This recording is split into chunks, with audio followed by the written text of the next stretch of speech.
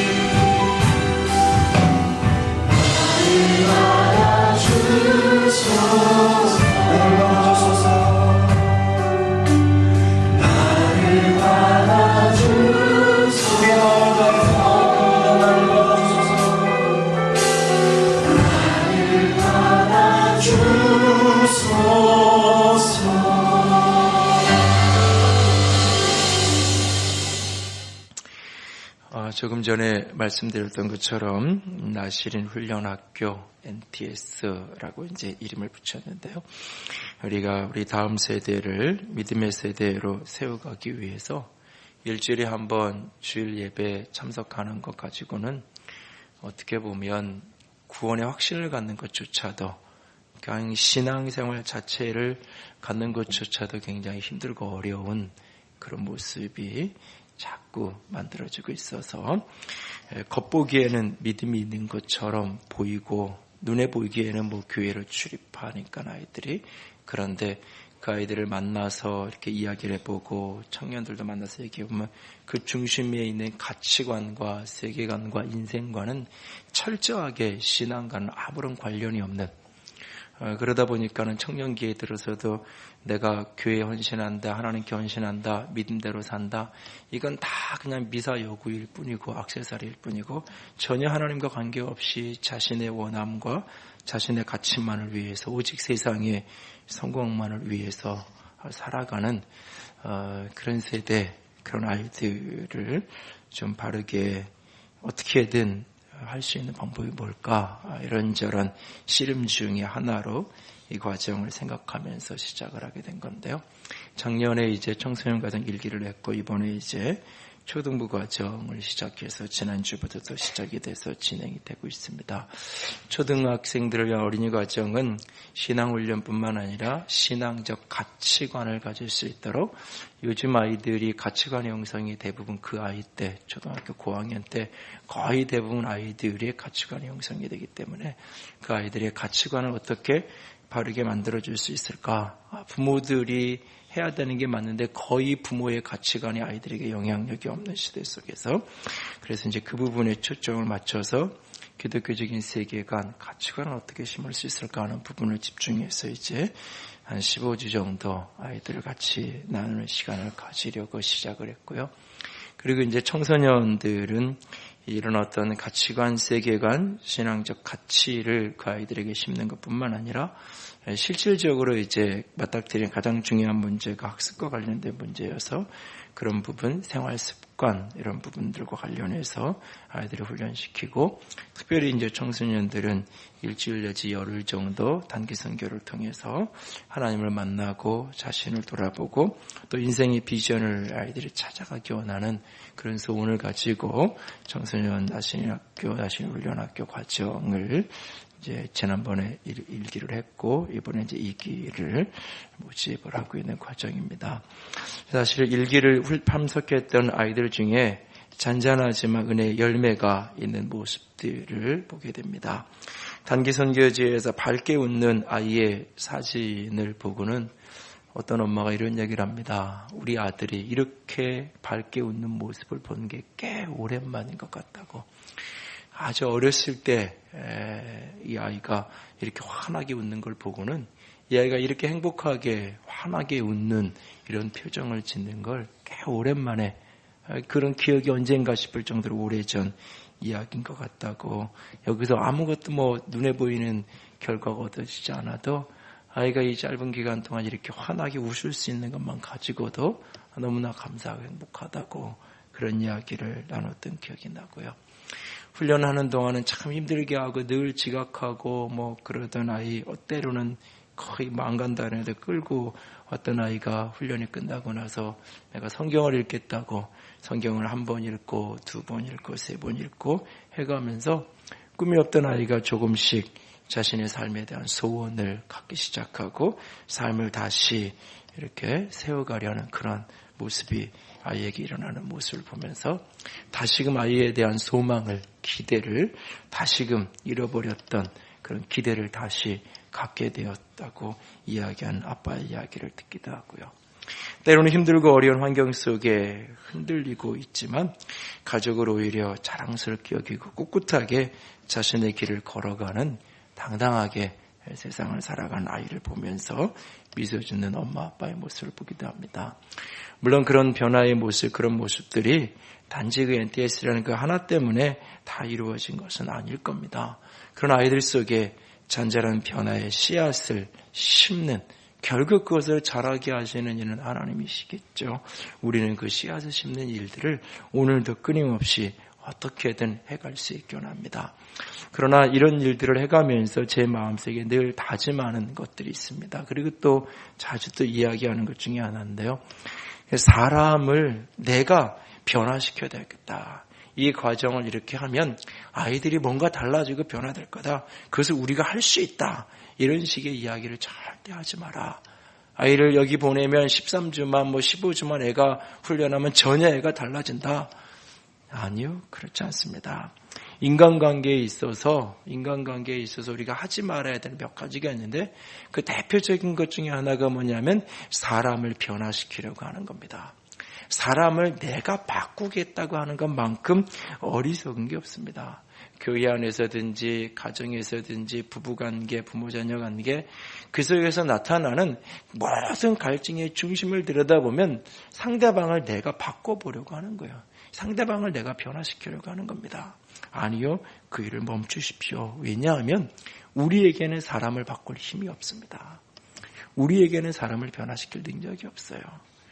그 갓 태어난 아이들조차도 30살밖에 안 되는 그 유치부 애들, 그 영합 애들조차도 내 마음대로 변화시킬 수가 없어요. 바꿀 수가 없어요. 하물며 청소년 길을 지나가고 청년 대학 생활을 하고 있고 다 큰 성리에서 만난 배우자를 내가 변화시킬 수 있다고요? 바꿀 수 있다고요? 아니요, 그건 넌센스예요. 우리가 할 수 있는 일은 오직 사람을 바꾸고 사람을 변화시킬 수 있는 일, 오직 하나님만 하실 수 있는 일이에요. 오직 성령께서만 하실 수 있는 일이에요. 우리는 그 작은 장을 만들어주는 것뿐이에요.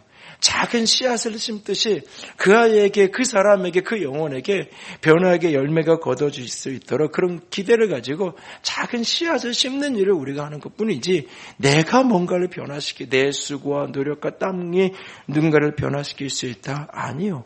오직 그 일은 성령께서만 하실 수 있는 일입니다. 내년 초에는 이제 그 작년들 이제 올 한 해 동안 하지 않았던 제자훈련도 하게 될 건데요. 제자훈련을 하고 이럴 때마다 제가 다 결심하는 게 그거예요. 내가 사람을 바꾸려고 하지 말자. 제자훈련을 하고 이런 것이 목사 마음에 드는 사람을 길러내는 자리가 아닙니다. 목회자의 말 잘 듣는 사람 훈련시키고 그런 사람으로 변화시키는 그런 자리가 제자훈련의 자리가 아닙니다. 교회 위해서 얼마나 많은 봉사를 하게 만들까? 그런 사람들을 잘 길러내는 게 제자훈련의 자리가 아닙니다. 아니, 그것은 길러지지도 않아요. 사실은. 오직 그 한 사람이 세상 속에서 오직 성령에 붙들려서 하나님의 사람으로 능력 있게 살아가는 삶이 될 수 있도록 그 일을 위한 작은 디딤돌 하나, 그 일을 위한 작은 장 하나 만들어서 어떻게 하면 세상 속에서 그래서 이 공동체 속에 오히려 더 많이 실수하고 오히려 훈련하면서 그 자리에 더 잘못하기도 하고 그래도 끊임없이 기다려주고 받아주고 들어주면서 세상 속에서 살아갈 수 있는 작은 힘을 좀 얻었으면 좋겠는 그런 바람 속에서 훈련도 하고 뭔가를 같이 만들어가기 원하는 거예요. 결국 그 속에서 성령이 하셔야 돼요. 사람이 길들여지지 않는다고 제가 수없이 말씀드려요. 저 사람이 변화됐어? 아니에요. 저 사람이 오늘 변화된 것처럼 보이는 것은 오늘 성령의 다스림 안에 머물러 있기 때문이에요. 그래서 그가 변화된 것처럼 보이는 거예요. 그런데 내일 그가 성령의 다스림을 떠나면 원래대로 옛 삶으로 다 들어가게 돼 있어요. 오늘 성령의 다스림을 받던 사람이 내일도 그 다스림 안에 머물러 있으면 어제 달라진 것이 오늘도 그대로 이어져 갈 수 있을 거예요. 끊임없이 우리가 함께하는 것은 내가 사람을 바꾸고 내가 사람을 어떻게 변화시키려는 게 아닙니다. 오직 한 사람이 그 사람을 변화시키고 그 사람을 이끌어 가시는 성령의 다스림 안에 그 사람이 머물 수 있도록 그 장을 만들고 그 일을 위해서 우리가 할 수 있는 씨앗들을 뿌려보는 거예요. 어떤 씨앗이 어떤 프로그램이 어떤 일이 어떻게 열매가 거둬지게 될는지 우리는 알 길이 없어요. 오직 그 일은 성령께서 하시는 거예요. 그 일이 성령께서 하실 수 있는 작은 통로로 우리가 쓰여질 뿐입니다. 그러므로 내가 누구를 변화시키겠다. 내가 어떤 방법으로든지 나는 사람을 변화시킬 수 있고 바꿀 수 있어. 아니요, 변화되지 않아요. 변화시킬 수 없어요. 사람을 특별히 가까운 사람, 여러분 자녀들, 배우자, 내 가장 가까운 사람을 내가 바꾸려고 자꾸 하지 마십시오. 그러면 그럴수록 그 속에서 수많은 갈등이 만들어질 뿐입니다. 내가 해야 될 내가 할 수 있는 일들은 묵묵히 걸어갈 뿐인 거예요. 그 사람이 변화되고 변화되지 않는 오직 하나님의 몫입니다. 또 하나 우리가 인간관계 속에서 남을 변화시키려는 이것 말고 또 하나 하지 말아야 될 것 하나가 뭐냐면 비판하는 일입니다.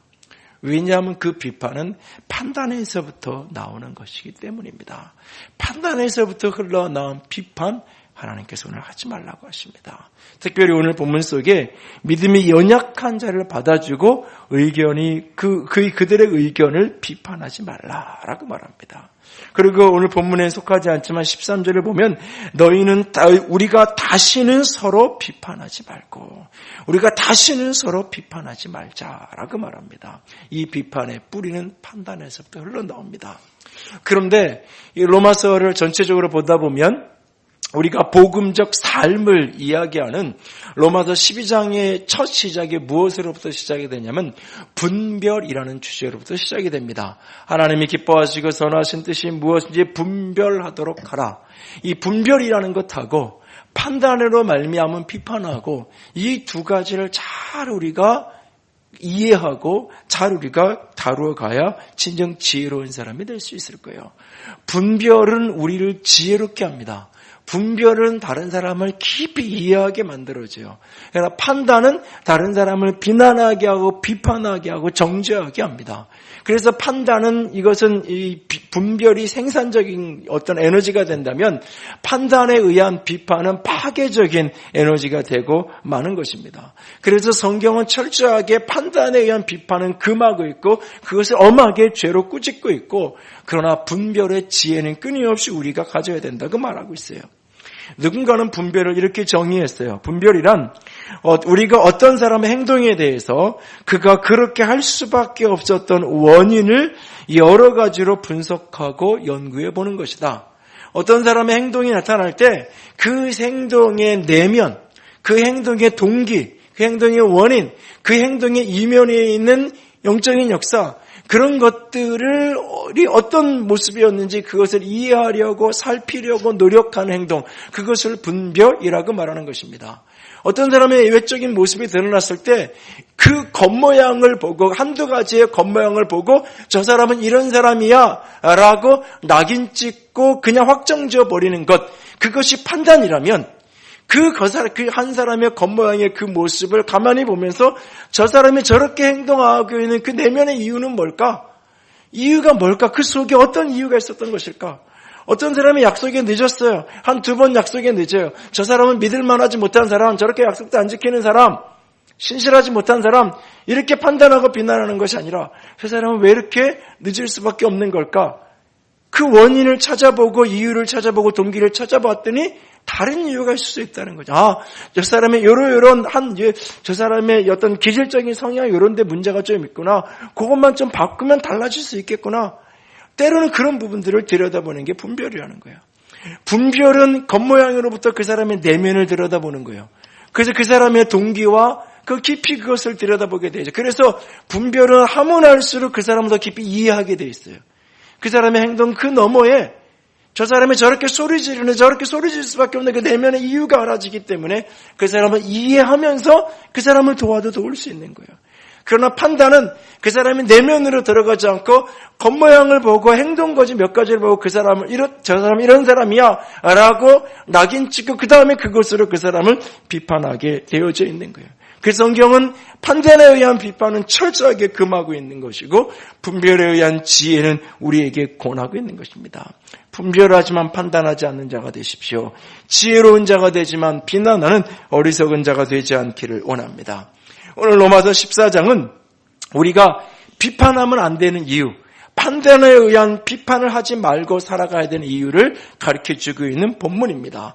형제를 판단하거나 비판하는 것은 죄를 범하는 거라고 말하면서 그런 것이 우리 속에서 일어날 때에 오늘 이 말씀을 기억하고 그 판단을 비판을 멈추어야 될 근거를 제시하는 것이 오늘 본문입니다. 그런데 오늘 본문을 비판하지 말아야 될 이유를 우리가 같이 찾아가면서 그 속에서 우리가 조금 더 다른 각도에서 그렇게 말씀하고 계신 이 말씀 속에 나타난 하나님은 어떤 모습일까? 하나님은 어떤 하나님이기에 우리에게 오늘 비판하지 말라고, 판단에 의한 비판을 하지 말라고 말씀하시는 그 하나님은 어떤 분이실까? 라는 부분으로 초점을 맞춰서 본문을 좀 볼 수 있기를 원합니다. 그 하나님을 바르게 보고 알게 될 때 우리 안에 비판이 멈춰질 수 있을 것입니다. 판단에 의한 비판은 어떤 단순한 도덕적인 규범, 신앙인의 행위 규범으로 이해해서 이제부터 판단하지 말아야지, 이제부터 비판하지 말아야지 라고 생각하는 것으로 끝나는 것이 아니라 그렇게 우리에게 명령하신 그 말씀 속에 담긴 내 하나님, 내가 믿는 나의 하나님은 어떤 하나님이시기에 오늘 우리에게 판단하지 말라고 비판하지 말라고 하시는 걸까? 그 부분을 더 깊이 들여다보면서 내 하나님을 새롭게 만나는 시간이 되기를 원합니다. 첫 번째로 비판하지 말라고 하신 이 모습 속에 담겨진 하나님은 어떤 사람도 받아주시는 하나님이십니다. 그 사람이 어떤 사람이라 할지라도, 어떤 믿음이 강한 사람이라 할지라도, 또 어떤 믿음이 연약한 사람이라 할지라도 그 모든 사람을 받아주시고 그 모든 사람을 품어주시는 넓고 깊은 가슴을 가지신 아버지, 그가 바로 하나님이십니다. 본문 3절을 볼까요? 14장 3절을 보시면 같이 읽습니다. 먹는 자는 먹지 않는 자를 업신여기지 말고 먹지 않는 자는 먹는 자를 비판하지 말라. 이는 하나님이 그를 받으셨습니다. 하나님이 그를 받았기 때문에 너희는 서로 받아서 비판하지 말라고 말씀하시면서 하나님이 우리를 받으셨다고 말해요. 모든 사람을 받으셨다고. 그래서 소위 믿음 있다고 하는 사람들은 믿음 없어 보이는 사람을 업신여기지 말고, 믿음이 없는 사람은 또 믿음이 있는 사람 비판하지 말고 서로 그렇게 비판하고 판단하고 업신여기지 말고 우리가 서로를 받아줘야 된다라고 말합니다. 여기에 업신여긴다는 이 표현은 제거한다, 그러니까 제외시킨다, 업신여긴다는 표현이 그런 뜻인데, 지난주 목요일 날 이 저녁 시간에 그 성경 개관, 그 이야기 성경 공부 시간을 하는데 조금 이제 늦게 들어오셔서 기다리면서 이렇게 먼저 오신 분들 이런저런 얘기를 하고 있는데, 제가 이렇게 두 분 이렇게 얘기하고 계시길래 뭐라고 물었어요. 그랬더니 그분들이 내 이야기는 전혀 듣지 못하고 본인들 이야기를 열심히 계속 그냥 하고 있는 게, 이렇게 멀리 떨어져 있는 것들이 코앞에 앉아 있는데, 그랬더니 그 옆에 있던 집사님 한 분이, 목사님, 저 두 분이 목사님 투명인간 취급하는데요. 그래, 투명인간 취급해라. 그러면서 이제 함께 웃었는데요. 이 업신여긴다는 말이 바로 그런 뜻이에요. 내가 저 사람을 교회에서 쫓아버릴 수는 없어요. 교회 같이 있는데 쫓아버릴 수 없어요. 남편을 너무너무나 저 사람 이해가 안 되는데 남편 그만해, 그럴 수는 없어요. 그날부터 투명인간 취급하는 거예요.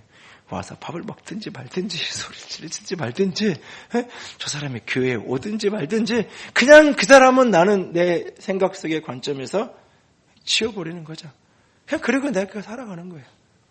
왜? 저 사람은 내가 너무 힘들고 어려웠고 상처받는 거 싫으니까 그냥 그렇게, 내가 보기엔 저런 사람 없어졌으면 좋겠는데 내가 그냥 없어지라고 말할 수도 없고, 그러니까 내가 없는 사람처럼 살았어. 그게 바로 업신여긴다, 제거한다, 그런 의미. 내 판단에 의해 저런 사람은 교회 좀 필요 없는 사람인데, 저런 사람은 우리 그룹에 좀 없었으면 좋겠는데, 저런 사람은 우리 모임에 좀 빠져주면 우리는 훨씬 잘 될 것 같은데, 그렇게 내가 누군가를 판단하기 시작하면 그 사람을 무시하게 되잖아요. 외면하게 되잖아요. 급기야는 내가 투명인간, 그게 바로 왕따시키는 거잖아요. 따돌려 버리는 거잖아요. 그렇게 하지 말라고 해요. 왜? 하나님이 그 사람 받아주는데, 내가 보기엔 저 사람이 없어졌으면 좋겠는 사람인데, 내가 보기엔 저 사람이 우리 공동체에 백개 무익한 사람인데 하나님이 그 사람 받아주는데, 하나님이 그 사람 품어주는데 내가 그 사람을 받아주지 않는다면, 그래서 판단하고 오히려 비난하고 비판하고 그 사람을 내가 업신여기고 그렇게 투명인간 취급한다면 그 사람을 받아준 하나님은 뭐가 되냐는 얘기죠. 그 사람을 받아주신 하나님을 내가 어떻게 내가 그를 무시하는 것은, 내가 그를 비판하는 것은 내가 하나님을 비판하는 거예요. 하나님이 사람도 제대로 볼 줄을 몰라가지고 저런 사람을 저렇게 하나님이 받아주신다고 하나님께 내가 그렇게 하는 건 똑같은 거죠. 누가복음 15장에 잃어버린 아들의 비유가 나오잖아요. 그 비유를 시작하는 서두가 이렇게 시작이 돼요. 모든 세리와 죄인들이 예수님의 말을 들여 가까이 오니까 바리새인과 서기관들이 수군거리며 이 사람이 죄인을 영접하고 음식을 같이 먹는다라고 이야기해요. 예수님 주변에 가난하고 병들고 소외되고 죄인되고 그런 사람들이 모여있는 걸 보니까, 저 사람들은 예수는 저 죄인들만 영접하고 저런 사람들이나 음식 같이 먹는다고 손가락질하는 거예요. 어느 날 아버지에게 자기 몫의 유산을 달라고 그래가지고 그 재산을 가지고 집을 떠난 아들, 온 동네 다 아는 배은망덕하게 소문난 불효자 아니겠어요? 그런데 그 유산 가지고 가서, 유산이라는 것은 아버지가 돌아가셔야 받는 거잖아요. 근데 살아계신 아버지한테 유산 달라고 이야기하는 건 아버지 빨리 죽어야 하는 이야기랑 똑같은 얘기예요. 이건 자식으로서 분말할 때 절대 하지 말아야 될 이 말 중에 하나가 이거잖아요. 근데 그렇게 말하는 아들이잖아요. 근데 그거 가지고 가서 또 다 허랑방탕하게, 예? 다 탕진하고 그러고 돌아온 아들. 보통의 아버지라면 그런 자식 버릴 수는 없으니까.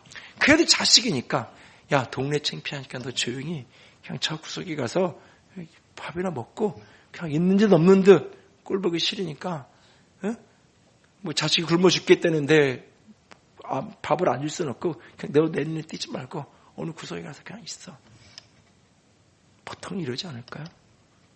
근데 아버지는 그 아들을 위해서 잔치를 베풀어요. 온 동네 사람 다. 그 잔치에 가면서 저 사람 미친가 저 아버지? 뭐 저런 아들을 위해서 무슨 잔치를 베푸고 파티를 베푸고 돈이 남아도나 보다. 어쩌면 그 잔치에 초청된, 여러분이 그런 잔치에 초청됐다면, 어떤 집사님이, 집사님 우리 집에서 밥 먹어. 우리 아들 가출했다가 돌아왔어. 너무너무 나 행복해. 우리 파티하자. 그런다면 저 엄마가 제정신인가 그렇지 않겠어요, 여러분? 그 꼴을 보고는 이 큰아들이 도저히 감당이 안 되는 거예요. 아버지가 이해가 안 되는 거예요. 아버지 어떻게 저럴 수 있냐고. 내가 가서 맨날 수석 합격하고 1등하고 왔을 때 잔치 한 번 안 해주던 아버지가 어떻게 저럴 수 있는지 이해가 안 되는 거예요. 그래서 아버지한테 소리치잖아요. 그래서 나는 이 집에 못 들어가겠다고 안 들어가잖아요. 그런데 아버지가 받아주는데 어떻게 할 거예요?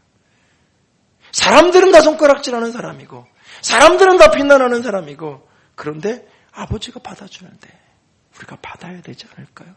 우리가 품어줘야 되는 게 아닐까요? 그런데 우리조차도 비난하고 우리조차도 내 기준으로 판단하고 정죄하고 그 사람을 비판한다면 그걸 설 자리가 과연 어디일까요? 오래전에 말씀드린 기억이 있어요. 세대를 교회에서 언젠가 일어났던 일이에요. 한 집사님이 남편을 전도해서 그렇게 노력하는 남편이 교회를 안 가요.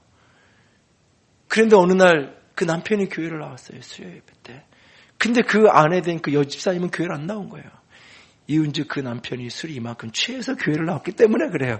남편이 퇴근하고 술을 이만큼 한잔하고 들어와서는 나 오늘 교회 갈래요. 그러면서 나서는 거예요. 그런데 남편이 당신 지금 술 취해가지고 무슨 소리냐고. 그래가지고 그날은 그렇게 남편 교회 가기 원하던 그 여자 집사님은 교회를 안 나오고 술 취한 남편은 교회를 나온 거예요. 그런데 그날 그 교회 남자 집사님들하고 교역자들이 그 술 취해서 그 어느 집사님 남편을 무시하고 손가락질하는 것이 아니라 너무 따뜻하게 환대해주고 같이 끝나고 차도 대접하고 그러면서 너무너무나 좋게 너무너무 따뜻한 대접을 받고 그분이 집으로 온 거예요. 주일날 아침이 되더니 맨정신에 야 교회 나도 같이 갈랜다. 그러고 따라 나오기 시작한 거예요. 그 집부터 교회 나와서 세례받고 지금은 집사가 돼서 교회를 잘 섬기고 계신다고 얘기를 들어요. 내가 보기에는 술 먹고 그렇게 오는 거 동네 창피해서 안 될 일인 것처럼 보이지만 어쩌면 다른 교인들도 그랬을 거예요. 어쩌면 술 냄새 나고 저러고 무슨 교회로 라. 어쩌면 어떤 사람은 그 집사님 당신 남편 그러고 왔는데 그걸 안 말렸어. 그랬을지 몰라요. 그러나 그 교회 몇몇 남자 집사님들이 따뜻하게 그걸 맞아주고 들어주고 오히려 차대접해주고 그렇게 받아주니까 아 내가 이런 모습으로도 올 수 있는 데가 교회구나. 그런 마음이 들어서 한 걸음 한 걸음 믿음의 걸음을 떼어가기 시작하는 거잖아요. 세상은 돈으로 가진 것으로 세상은 다 잘난 사람들하고만 사귀기를 원하죠. 세상은 잘나고 능력 있는 사람들하고 그래서 내 아이들이 친구랑 만나면 우리 애보다 공부를 좀 잘하고 우리 애보다 사는 형보다 좀 낫고 그런 아이들하고 만나면 마음이 편안한데 그렇지 못한 아이들하고 어울리면 너무 괜히 불안하고 쟤도 쟤 따라서 공부도 안 하고 멍망대는 그 불안하잖아요. 세상이 그러고 우리도 똑같아요. 신앙 공동체 맞아. 겉모습으로 판단하고 비난하고 정죄하고 소외시킨다면 얼마나 어리석은 일이겠어요. 하나님은 그런 사람을 받으시는데 성경 어디에도 하나님이 나는 부자의 하나님이다라고 말씀하신 적이 없어요. 근데 하나님은 나는 과부의 하나님이다 라고 하나님이 말씀하시잖아요. 하나님이 받아주는데, 하나님이 품어주는데 우리가 마땅히 받아주어야 하지 않을까요? 비판하지 말라고 하는 그 속에 담긴 하나님을 기억하십시오. 어떤 사람이라도 받으시는 하나님이십니다. 두 번째로 하나님이 어떤 분일까요? 비판하지 말라는 이 말씀 속에 하나님은 어떤 사람에게도 주인이십니다. 비판하지 말라고 하신 말씀 속에 담긴 하나님은 온 세계의 수많은 사람들의 주인 되신 하나님이라는 사실이에요. 하나님이 주인이에요. 주인이 세울 권세도 있고 그렇지 않은 권세도 하나님에게 있어요. 주인이 그렇게 하는데 내가 거기에 대해서 왈가왈부하는 것은 월권이 아닌가요? 본문 4절에 이렇게 말합니다. 4절 같이 읽습니다. 남의 아이를 비판하는 너는 누구냐? 그가 서 있는 것이나 넘어지는 것이 자기 주인에게 있음에 그가 세움을 받으리니 이는 그를 세우는 권능이 주께 있음이라. 주인이 그 사람을 세우는데, 주인이 그렇게 판단하는데 내가 그것을 마음대로 하는 것은 월권이 아니냐는 이야기예요. 그 사람의 주인이 하나님이십니다. 아니, 그 사람의 주인만 하나님이 아니라 나의 주인이 하나님이에요. 나의 주인이 하나님이라는 말은 우리가 하나님의 주권을 인정하며 살아간다는 것의 핵심 본질 하나는 뭐냐? 내 판단대로 살지 않고 하나님의 판단대로 사는 거예요. 종이 된다는 게 뭐예요? 종은 주인이 시킨 대로 하는 게 종이에요. 주인이 시킨 대로 하는 게. 하나님을 내가 예수님은 주님이다. 하나님이 내 왕이다. 내 주인이다라고 말할 때 핵심이 뭐냐? 하나님이 시킨 대로 하는 거예요. 다른 말로 하나님의 판단을 내가 수용하는 거예요. 하나님이 받아주시고 하나님이 판단하시고 세워가는데 하나님 그게 아니고요. 내 판단은 그게 아니고요. 하나님을 가르치려고 듣는 사람들이 간혹 있어요. 그러니까 하나님을 가르치려고. 하나님 그건 그렇게 하면 안 되는 거, 이렇게 해야지 되는 거죠. 라고 하나님의 판단을 수용하는 게 아니라 내 판단을 주장하려는 거예요. 본문 7절 이유를 보세요. 그 이야기를 하고 있어요. 7절에서 9절이에요. 같이 읽습니다. 우리 중에 누구든지 자기를 위하여 사는 자가 없고 자기를 위하여 죽는 자도 없도다. 우리가 살아도 주를 위해 살고 죽어도 주를 위해 죽나니 그러므로 사나 죽으나 우리나 주의 것이로다. 이를 위하여 그리스도께서 죽었다가 다시 살아나시니 곧 죽은 자와 산 자의 주가 되려 하심이라. 그분이 주인이라고요. 나와 그의 주인이 그분이에요. 그러므로 우리는 주님의 판단, 하나님의 판단을 받아들이는 위치에 있는 것이지 내가 판단하고 내 판단대로 비판하고 정죄하는 것은 주인의 월권을 행하는, 주인의 판단이 틀렸다고 이야기하는 거랑 똑같은 이야기가 되는 거라고요. 언젠가 그 드레교회 목회하시다 은퇴하신 김준호 목사님이 오래전 하신 이야기 중에 이 사모님이 어느 날 이렇게 머리를 염색을 좀 하고 이제 교회로 오셨나 봐요. 그랬더니 교인 중에 이제 어떤 사람은 이쁘다 그러고 어떤 사람은 무슨 사모가지고 염색을 하냐 그래서 교회 간에 갑론을 막 이렇게 술렁술렁 되는 거예요. 그 보다 못한 목사님이 어느 날 강단에서 그러셨다 그래요. 당신들이 데리고 사는 사람이냐고. 내가 데리고 사는 사람 내가 괜찮다는데 왜 그거 가지고 뭐 교회 일을 뭘 이렇게 잘못한 게 있으면 그거 가지고 얘기하면 이해가 되는데 머리를 이렇게 하든지 저렇게 하든지 볶든지 자르든지 옷을 이렇게 입든지 저렇게 입든지 그거 왜 당신들이 갑론을박을 하냐고 한마디 딱 했더니 그날로 논쟁 끝 이랬다고 이야기하던데요. 우리가 하나님에게 그런 거 하는 거예요. 하나님이 받으시고 하나님이 세우는데 하나님 사람 볼 줄을 그렇게 모르십니까? 저런 사람을 어떻게 집사로 세우고 저런 사람을 어떻게 하나님이 당신이 독립적으로 세울 수 있어요? 하나님라고 내가 판단하고 내가 비판. 오늘 그것을 내려놓는 자들이 될 수 있기를 원합니다. 더 나아가서 본문을 보면 주인 되신 그분께서 각 사람에게 자유로 주신 문제들이 있어요. 주인이 각 사람에게 네 마음대로 해라. 네 마음에 원하는 대로 스스로 결정해서 스스로 좋은 대로 해라 라고 자유로 준 영역들이 있어요. 그 영역들을 가지고 우리가 누군가를 판단하고 누군가를 비판해서는 안 된다고 이야기해요. 본문 5절 볼까요? 5절 보세요. 5절 같이 읽어요. 어떤 사람인 이날 전날보다 낮게 여기고 어떤 사람은 모든 날을 같게 여긴다니 각각 자기 마음으로 확정할지니라. 각각 자기 마음으로 확정할지니라. 본문을 보면 크게 두 가지 이해가 나와요. 하나는 음식 문제. 무엇이 특별히 우상의 제단에 제우스 신전에 제물로 드려졌던 고기, 제우스 신전에 제물로 드렸던 고기를 먹어도 된다, 안 된다라고 하는 문제로 지금 이렇게 갈등이 벌어지고 있고, 또 하나는 날의 문제. 어떤 사람은 구약의 전통을 따라 유월절 그 안식일을 지켜야 된다. 토요일에 모여야 된다. 어떤 사람은 아니다. 부활의 날인 주일에 모여야 된다. 주일이 훨씬 더 공식적으로 공휴일이고 모이가 훨씬 더 나오니까 주일에 모이는 게, 그리고 예수 그리스도가 부활하신 날 아니냐. 주일에 모이는 게 맞다. 이런 문제로 갈등이 벌어지는 거예요. 그런데 이 문제에 대해서 뭐라고 얘기하면 각각 자기의 마음에 확정해라.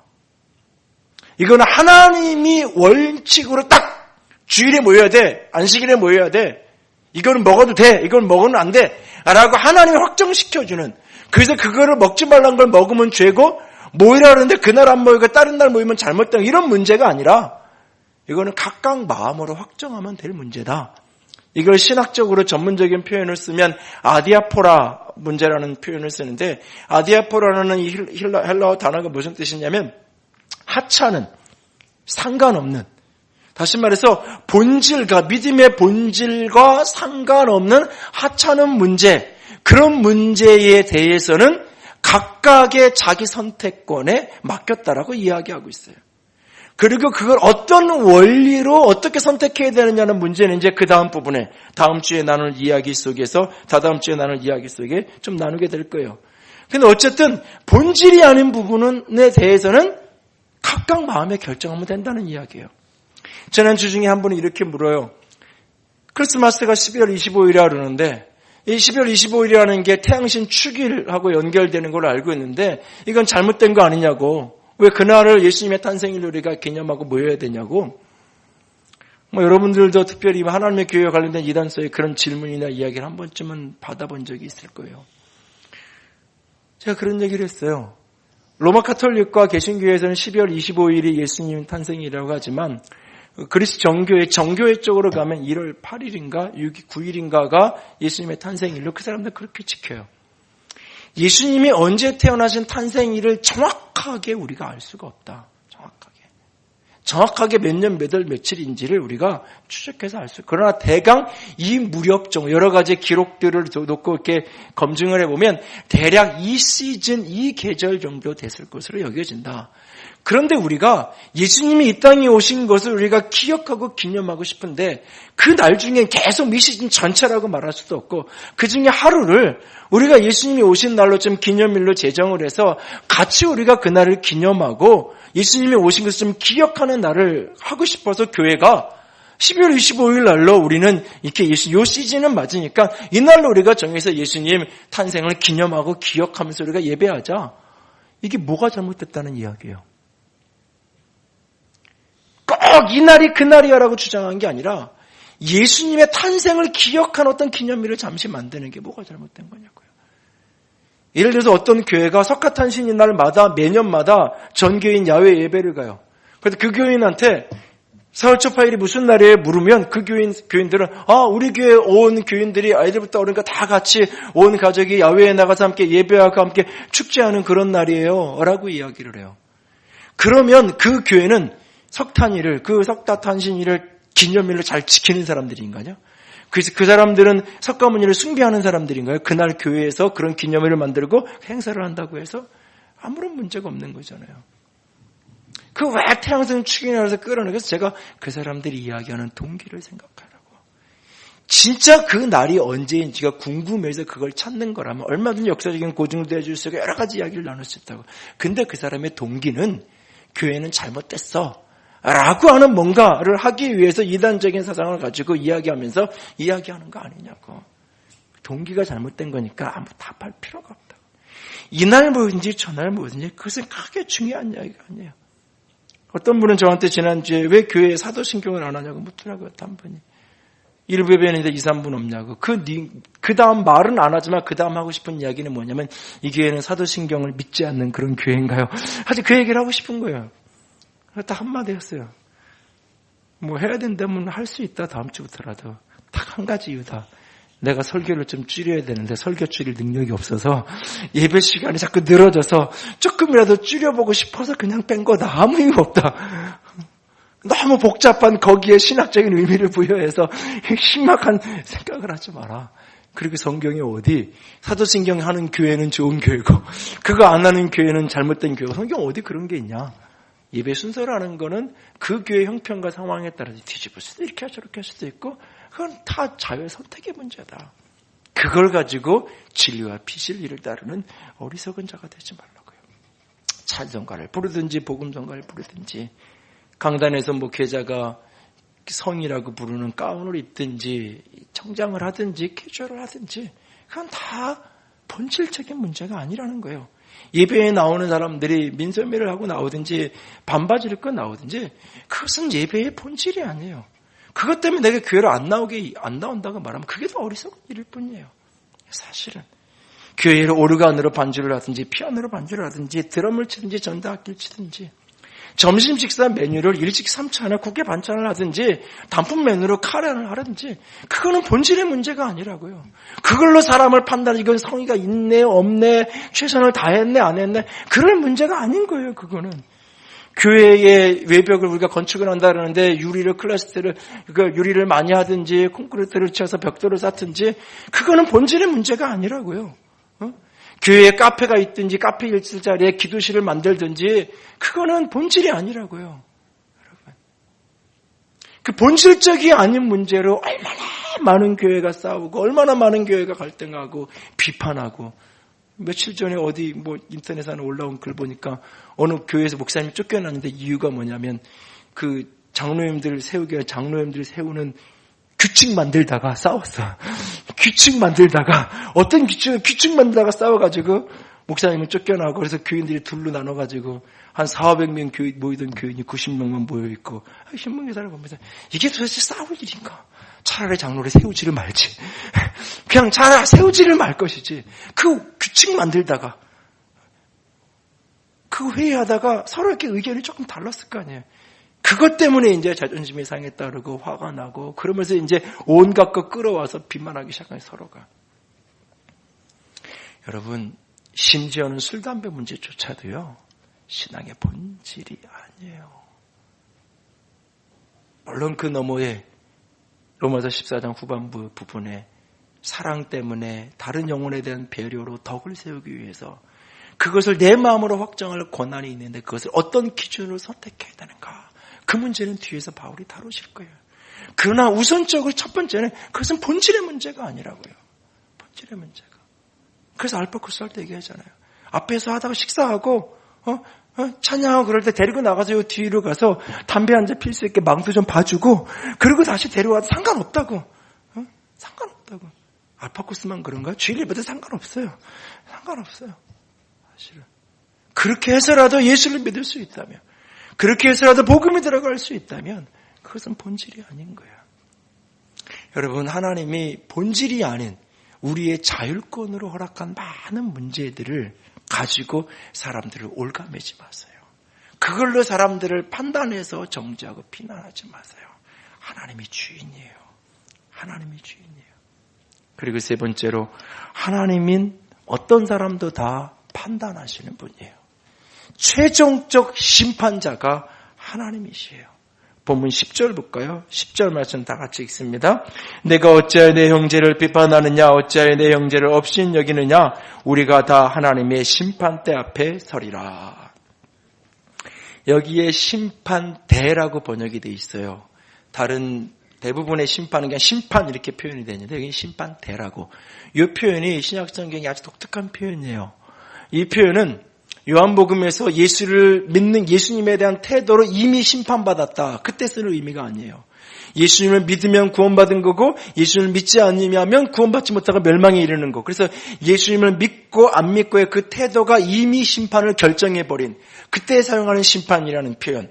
또 요한계시록에 보면 흰 보좌에 백보좌에 심판주 대신 그분께서 하나님이 서셔서 사람들을 심판하는 거죠. 그들의 모든 삶을 하나님께서 심판하셔서 이 세상의 그 모든을 영원한 불목 가운데 하나님의 백성들은 저 천국의 새하늘과 새 땅으로 들여보내고 그렇지 않은 모든 세상을 죄와 어두움 가운데 있던 모든 것들을 사망과 죽음과 음부와 짐승과 짐승을 따르는 우상 숭배자 모두를 다 영원한 불못에 던져지는 최종적 하나님의 심판이 있어요.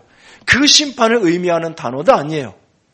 여기에 이 심판대라는 이 단어는 상 주기 위한 계산대라는 의미예요. 마치 이렇게 K-pop 스타나 슈퍼스타 K처럼 이렇게 예선을 이렇게 막 하잖아요. 그래가지고 어떤 사람이 본선에 가서 그 무대에 설 수 있어요. 무대에 서는 것만 가지고도 그 사람은 영광이라고 생각하죠. 무대에 설 수 있는 것만 가지고도. 그래서 무대에 서면 그 사람의 이제 삶의 심판을 받아, 노래를 불러서 평가를 받아요. 그래가지고 그 사람에게 상을 주기도 하고 상 없이 그냥 탈락하기도 하고 그렇게 되죠. 그게 마치 그게 계산대, 심판대예요. 천국과 지옥을 나누는 심판을 의미하는 게 아니에요. 이미 구원받은 사람이에요. 이미 하나님의 자녀된 사람이에요. 이미 천국 간 사람이에요. 그래서 천국에 들어가서 우리가 이 계산대, 이 심판대에 서는 것만 가지고도 영광이에요. 내가 하나님의 나라에 들어와서 천국에 들어와서 이 계산대에 설 수 있다는 것만 가지고는 놀라운 영광이에요. 그리고 그곳에 섰을 때 내 삶의 모든 것을 가지고 하나님이 내 삶을 판단하시는 거예요. 상 주기 위해서. 내 삶을 하나님께서 평가하시는 거예요. 수많은 사람들이 자기 욕심과 자기 욕망을 위해 살았고 자기 편리를 위해 살던 인생 속에서 오직 하나님을 위해서 복음을 위해서 교회를 살아갔던 그 삶의 희생건신에 대해서 하나님께서 그 모든 삶을 평가하셔서 어떤 사람에겐 10골 권세를 주시고 어떤 사람은 5골 권세를 주시고 어떤 사람은 믿음의 이름은 가졌지만 철저하게 세상적 가치를 가지고 살았던 어떤 사람은 부끄러운 가운데 그래도 구원은 받고 그것이 결정되어지는 그 심판대 앞에 우리 모두가 서게 될 거라는 거예요. 그 사람만 심판대 앞에 서는 것이 아니라 나도 서게 될 거라는 거예요. 그러므로 지금 남을 판단하고 남을 비난할 그럴 시간이 있거든. 그런데 에너지를 쏟을 여유가 있거든. 내 자신이 하나님의 심판대 앞에 설 것인데 내 모든 삶의 결과가 하나님 앞에 쫙 펼쳐지면서 그분이 내게 상 주실 것인데 그분의 심판대 앞에 설 자신이나 돌아보라는 이야기예요. 그 심판대 앞에 설 내 자신을 돌아보고 내 삶을 하나님의 칭찬되는 삶으로 세워가는데도 힘이 딸리고 시간이 없는데 언제 남 들여다보고 남 판단하고 남 비난하고 남 저울에 올려서 올렸다 내렸다 할 시간이 어디 있냐는 거예요. 그 사람만 저울대에 올려서 하나님의 심판을 받는 게 아니라 내가 받을 거라고 얘기하는 거예요. 그래서 자신의 심판을 준비하라는 거예요. 그래서 고린도전서 4장 5절에 그러므로 때가 이르기 전 곧 주께서 오시기까지 아무것도 판단하지 말라. 그가 어두움에 감추인 것을 드러내고 마음의 뜻을 나타내리니 그때에 각 사람에게 하나님으로부터 칭찬이 있으리라 라고 말하죠. 그때에 각 사람으로부터 하나님 칭찬이 있으리라. 여러분 마라톤 경주나 이런 거를 하는 걸 보면 이렇게 사람들이 이렇게 메인 스타디움에 꽉 차 있잖아요. 차 있어서 사람이 이렇게 1등으로 딱 들어오잖아요. 선수가 1등으로 그 스타디움에 딱 들어오는 순간 그 스타디움에 모였던 사람들이 환호성을 지면서 박수를 쳤어요. 그렇게 해서 그 사람이 1등으로 꼬링을 하고 나면 그 사람이 이제 시상대 위에 올라가서죠. 시상대의 맨 위에 올라서는 그 순간 빵빠르가 울리면서 박수를 쳐요. 그리고 그에게 금메달이 걸려지는 순간 또 한 번 박수를 받죠. 3번 박수를 받아요. 마치 그런 것처럼 우리가 저 천국에 이르는 그날 이 세상에서 오직 주님의 주권을 인정하고 믿음으로 살았던 그 삶을 다하고 어느 날 우리가 그 나라에 입성하는 그날 우리보다 먼저 그 나라에 가서 우리를 응원하고 있던 우리의 믿음의 선배들이 그리고 저 하늘의 수많은 천군 천사들이 우리를 환영하며 환호성을 지를 거예요. 그리고 우리가 하나님의 심판대 앞에 서는 그날 그리고 우리를 위해서 예비된 영광의 면류관과 상급을 우리 주께서 들고 내게로 나오시는 그날 온 세상이 온 천지가 하늘의 천군의 나팔을 불면서 우리를 향하여 또 한 번 환호를 할 거예요. 그리고 그 영광의 면류관이 내게 씌워지고 그 영광의 상급이 내게 부어지는 그 순간 또 한 번 온 천지와 온 세상이 나를 큰 영광된 우리를 보면서 박수를 치고 환호할 거예요. 그 영광의 날, 그 영광의 심판대를 기억하시기 바랍니다. 내가 그곳에 서야 할 사람이에요. 그러므로 그곳이 진정한 영광이 되기 위해 자신을 세워가는데 투자하십시오. 다른 사람 판단하고 다른 사람 비판하는데 세월을 허비하는 어리석은 자가 되지 않기를 원합니다. 비판하지 말라고 이야기합니다. 판단에 근거한 비판하지 말라고 우리에게 말씀하십니다. 그 속에 등장한 하나님을 기억하십시오. 어떤 사람이라도 받아주시는 분입니다. 어떤 사람에게도 그분은 주인이십니다. 왕이십니다. 어떤 사람도 나까지도 그분 앞에 판단을, 심판을 받아야 됩니다. 그 심판 앞에 내가 서야 됩니다. 비판을 멈추고 판단을 멈추고 자신을 하나님 앞에 아름다운 삶으로 세워가는 저와 여러분이 될 수 있기를 주님의 이름으로 부탁을 드립니다. 기도합시다.